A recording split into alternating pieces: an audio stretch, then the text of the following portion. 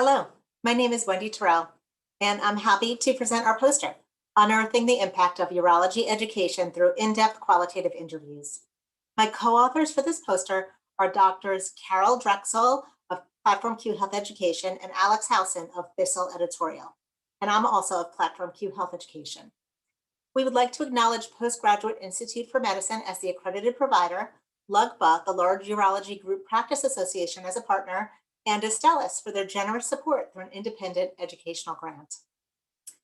So, although we evaluated this overactive bladder online educational program with a mixed methods approach, incorporating both quantitative and qualitative measurement approaches, the poster focuses on the less frequently used of the two, in our field at least, qualitative measurement.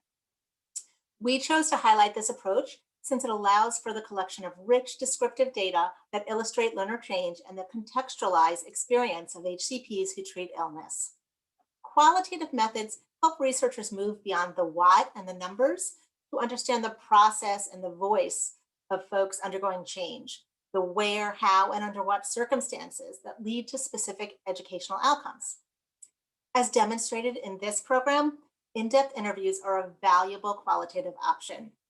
The 20 in-depth interviews highlighted in this study evidence the positive impact of the education on knowledge, attitude, and behavioral intent, as well as illuminating knowledge and practice gaps that remained. The probing interviews allowed us to identify barriers that will be specifically targeted by future educational endeavors to close those gaps.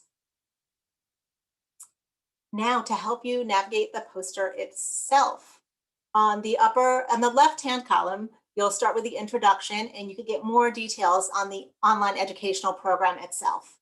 In a nutshell, it started live online with interactive elements such as live Q&A and learner polling and a question board that was interactive. And immediately after the live day, it endured for 6 months in time. At the bottom of that column, you'll see the methodology flow. And you could see the mixed methods elements, that there are surveys that are quantitative, and then you see the interviews that are at the far right of that flow that took place 6 to 10 weeks following educational engagement of those respondents that we interviewed.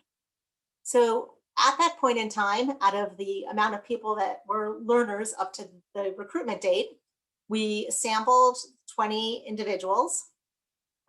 And they had to get through a screener to make sure they had the proper degree, were US-based, saw folks with OAB in their practice.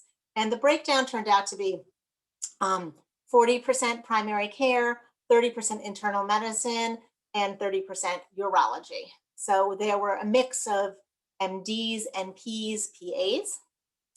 And the practice settings included solo private practice, single group practice, multi-group practice, and community clinic.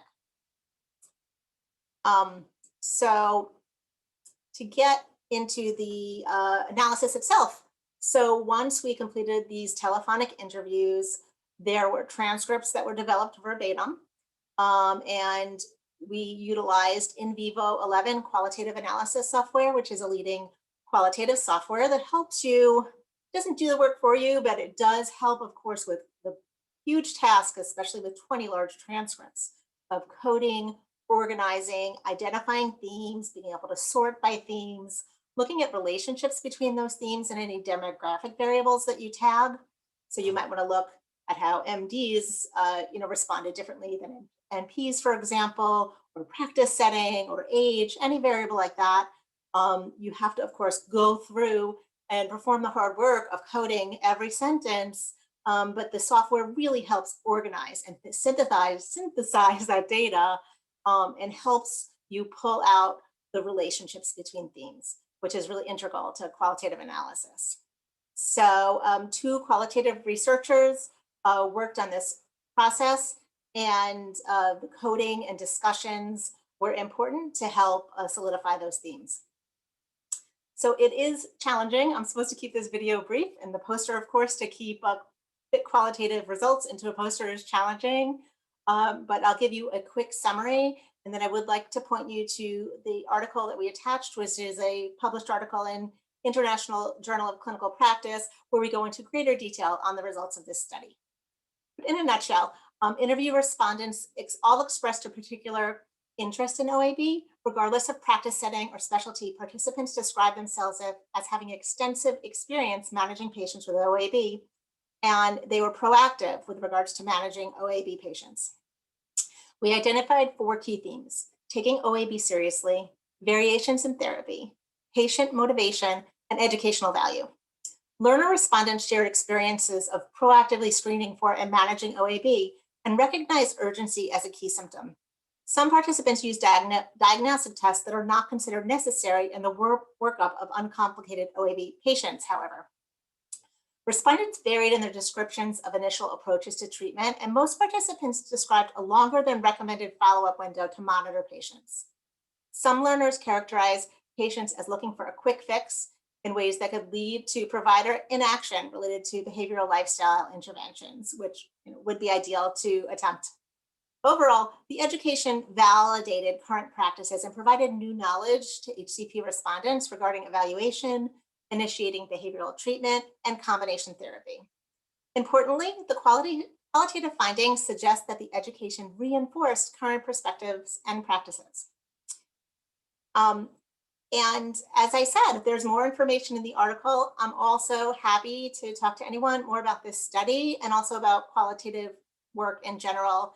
And, I'm always an advocate of individuals in our field to help to continue integrating qualitative techniques in your own evaluation work or the work that you support. And happy to chat about that anytime. Thank you so much for your time.